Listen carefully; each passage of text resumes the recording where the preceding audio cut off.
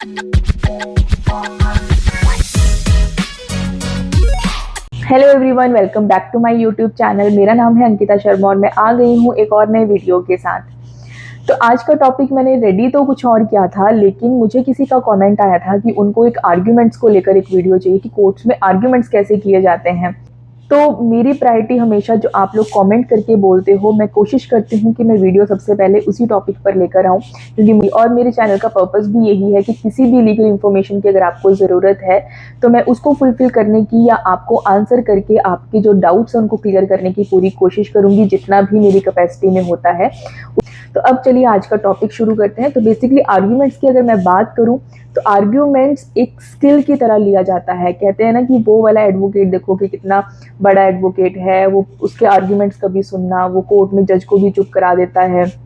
तो बेसिकली ये जो स्किल है वो टाइम के साथ आता है, आपकी अच्छी खासी प्रैक्टिस के साथ आता है, तभी वो बड़े बड़े वकील बनते हैं, अच्छी खासी उनकी फीस वो लोग लेते हैं। तो अगर मैं एडवोकेट्स की फीस को भी डिवाइड करूँ तो अगर वो 40% लेते हैं अपनी फीस का ड्राफ्टिंग के लिए, जो भी डॉक्यूमेंट्स वो प्रेजेंट कर रहे हैं आपके बिहाफ पे आपके मैटर में, लेकिन 60% उनका आर्ग्यूमेंट्स के लिए ही होता है, क्योंकि ये एक यही स्किल है जो कन्विंस करता है उस जज को कि जो आप बोल रहे हो वो सही है, कि जो आपका मैटर है वो सही है, सामने वाला जो पर्सन है वो गलत है।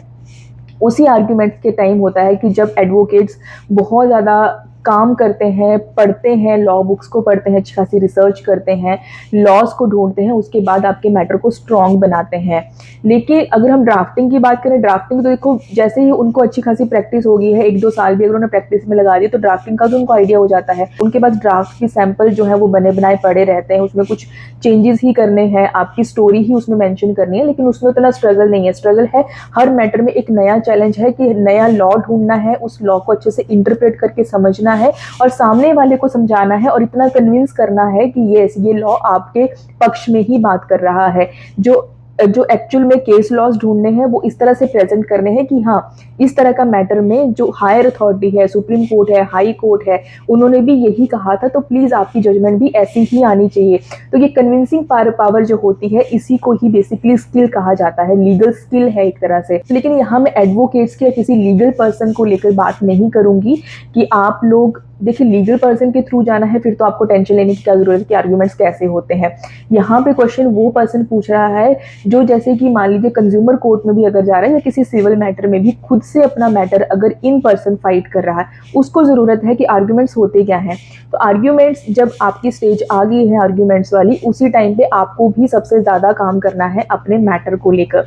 पहले तो एक चीज थी जब एविडेंस आपके गए, अगर उस टाइम पे भी आपने थोड़ा सा हार्ड वर्क किया है, अपने मैटर्स को अच्छे खासे एविडेंस लगा के केस के रेफरेंसेस भी उस टाइम पे दिए हैं, तो वो भी ठीक है, आप उसको दोबारा आर्ग्यूमेंट्स के टाइम भी रिपीट जरूर कर सकते हो, उसका सिर्फ आपको मेंशन करना है। लेकिन अगर आपने उसकी कॉपी एविडेंस के टाइम पे दे दी तो आपको सिर्फ उसका पेज नंबर मेंशन करना रहता है।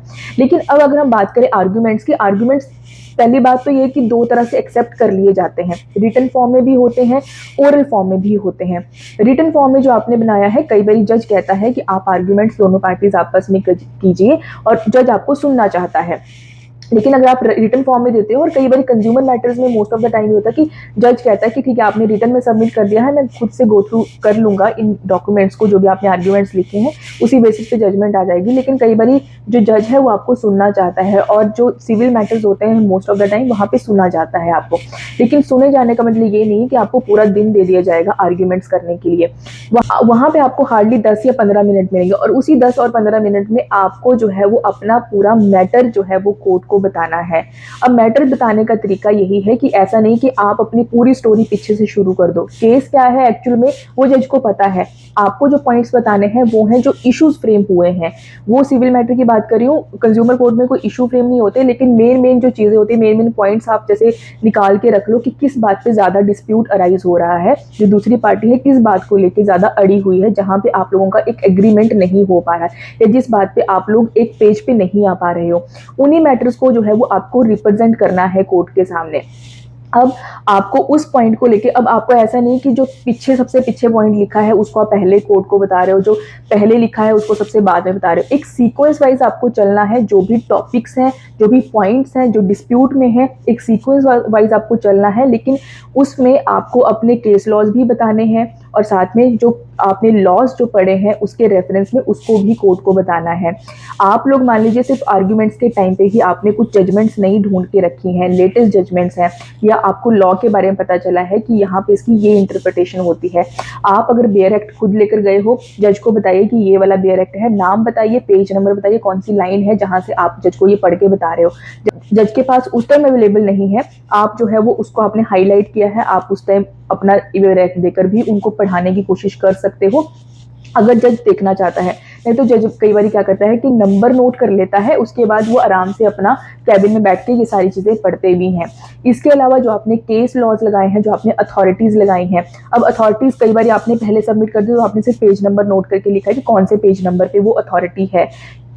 तो जज को आप बताइए कि इस पेज नंबर पे ये वाली अथॉरिटी को एक बारी आप रेफरेंस के तौर पे देखना, यहाँ पे इस कोर्ट ने ये चीज़ बोली थी, तो जज उस चीज़ को भी कंसीडर करेगा। लेकिन आपने जज को कंफ्यूज नहीं करना है।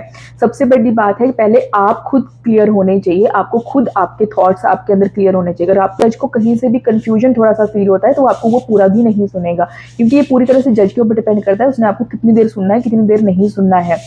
जैसे उसको कोई चीज़ क्लिक होगी वो आपको वहीं पे रोक देगा।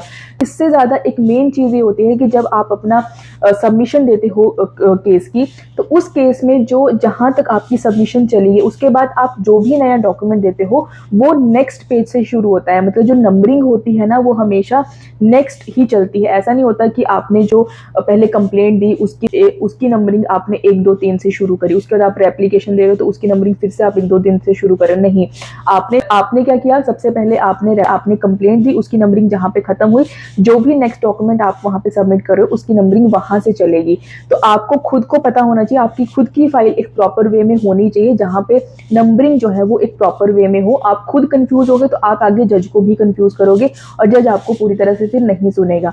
आपको पता होना चाहिए कि आप कौन से फैक्ट को प्रूव करने के लिए कौन सी जजमेंट लगा रहे हो, कौन सा लॉ आप पढ़कर आए हो, और उस लॉ का जो बताने के लिए आप जज को बोल रहे हो कि आप वहां पे जाके प्लीज इसको एक बारी देखना, उस चीज का आपको पेज नंबर भी पता होना चाहिए। उसी तरह आपको केस लॉ का भी पता होना चाहिए कि आपने ये वाली कॉपी सबमिट करी है, इसका पेज नंबर आपके केस में ये वाला है, प्लीज उसको जाके आप एक बारी रेफर जरूर करना। ये तरीका होता है, क्योंकि ऐसे तो बहुत बड़ा एक केस की फाइल बन जाती है। कोर्ट अगर जज अगर एक पेज उठा के ऐसे देखने लगा तो वो तो फिर तो जितने केस अभी पेंडिंग पड़े हैं उससे तो कहीं ज़्यादा परसेंटेज बढ़ जाएगी उनके पेंडिंग होने की। तरीका है कि आपको जो आर्ग्यूमेंट्स करने हैं, पहले आपको अगर खुद को क्लैरिटी होगी उसका एक ब्रीफ बना लीजिए कि किन किन पॉइंट्स पे आपको वहां पे जाके बात करनी है, किन पॉइंट्स पे जाके बात करनी है, किस फैक्ट पे जाके बात करनी है, किस फैक्ट के लिए आपने कौन सा जो केस लॉ है वो रेफर किया है, किस पॉइंट के लिए आपने कौन से एक्ट का या कौन सी बुक का जो है वो पेज नंबर आपने रेफर किया है, कौन सा सेक्शन आपने रेफर किया है, जिसको आपने हाईलाइट करके जो है वो जज को बताना है। ये बेसिकली आर्ग्यूमेंट्स में होता है कि आप अपनी बात रखते हो कि हाँ आपके हिसाब से लॉ ये कहता है, आपके हिसाब से ये जजमेंट्स आई हैं जो कोर्ट्स ने दी हैं, तो आपको लगता है कि आप जो कह रहे हो वो बिल्कुल सही है। अगर सिर्फ आपके बोलने मात्र से या सिर्फ आपके फैक्ट्स पढ़ के जज कन्विंस नहीं होगा, जब तभी कन्विंस होगा जब आपने अच्छी खासी लीगल रिसर्च भी करी हो अपने मैटर को लेके। तो ये कुछ चीज़ें हैं जो हमेशा आपको ध्यान में रखनी है जब भी आप आर्ग्यूमेंट्स करते हो। जैसे ही मैटर आपका आर्ग्यूमेंट्स वाली स्टेज पे आता है ना, सबसे मेन काम वहीं पे शुरू होता है कि अब आपने जज को कन्विंस करना है कि हाँ जो आप कह रहे हो बिल्कुल सही है। एविडेंस आप दे चुके हो, आपने वहां पे एविडेंस भी बताने हैं, जो भी आप अपना पॉइंट क्लियर कर रहे हो ना, आपने बताना कि मैंने इस पॉइंट को क्लियर करने के लिए ये वाला एविडेंस भी लगाया है, या किसी की गवाही भी है इस पॉइंट को लेकर, वो चीज़ भी आपने बतानी है। बस आपको याद रखना है कि जैसे ही आप वो पॉइंट बताते हो साथ में आपको वो पेज नंबर लिख कर जाना है कि इस पेज नंबर पे ये चीज़ मेंशन है, प्लीज़ आप उसको रेफर कीजिए। ये तरीका होता है आर्ग्यूमेंट्स करने का। बाकी लीगल पर्सन तो एक्सपर्ट हो ही गए होते हैं धीरे धीरे, बट मैं आपको सही बात बताऊं तो आप तो जैसे अपने मैटर को लेके आर्ग्यूमेंट्स करोगे, लेकिन जो एडवोकेट्स भी होते हैं जैसे ही वो नए नए कोर्ट्स में गए होते हैं 3-4 साल तक, तो वो आर्ग्यूमेंट्स करते भी नहीं है, वो सिर्फ फाइल्स पकड़ने का ही काम कर रहे होते हैं अपने बड़े बड़े एडवोकेट्स का। लेकिन खैर वो अलग एक बात है, वो भी उनका एक इंटर्नशिप वाला टाइम होता है, जैसे वो सीखते हैं ताकि वो किसी पर्सन का जस्टिस ना मार दें अपने इस सीखने की वजह से। तो आर्ग्यूमेंट्स हमेशा एक जो सीनियर एडवोकेट्स होते हैं वही करते हैं, क्योंकि उनके जो स्किल्स होते हैं इस मैटर में या उनकी जो प्रैक्टिस होती है वो काफ़ी अच्छी खासी हो गई होती है। उनको पता होता है कि जो जज है उसको कौन से पॉइंट्स उन्होंने जो है वो हाईलाइट करके बताने हैं।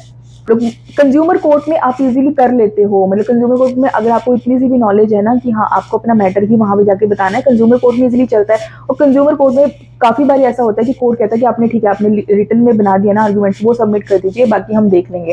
लेकिन अगर सुनते हैं तो आपको 10-15 मिनट से ज्यादा नहीं सुनेंगे। हाँ, अगर कोई बहुत ही स्पेशल केस है तो वहां सुन भी लेते हैं थोड़ी देर ज्यादा।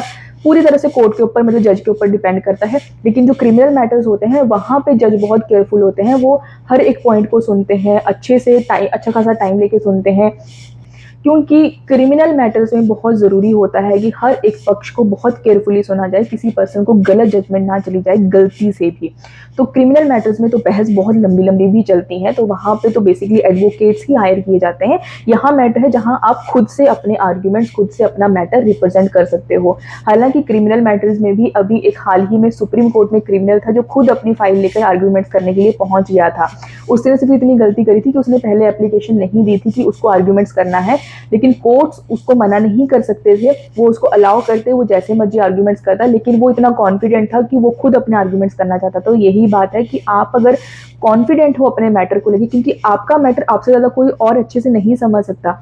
जो एडवोकेट्स हैं वो भी अच्छे से पहले लॉज को पढ़ेंगे, उनको भी मेहनत करनी पड़ेगी, लेकिन वो मेहनत कर रहे हैं मल्टीपल केसेस में, लेकिन आप मेहनत कर रहे हो सिर्फ अपने मैटर में। जो आपका जो कॉन्फिडेंस होगा वो उससे कहीं ज्यादा होगा। तो मैं आपको मोटिवेट ही कर सकती हूँ कि एटलीस्ट कंज्यूमर मैटर्स के लिए तो आपको एडवोकेट हायर करने की जरूरत नहीं है।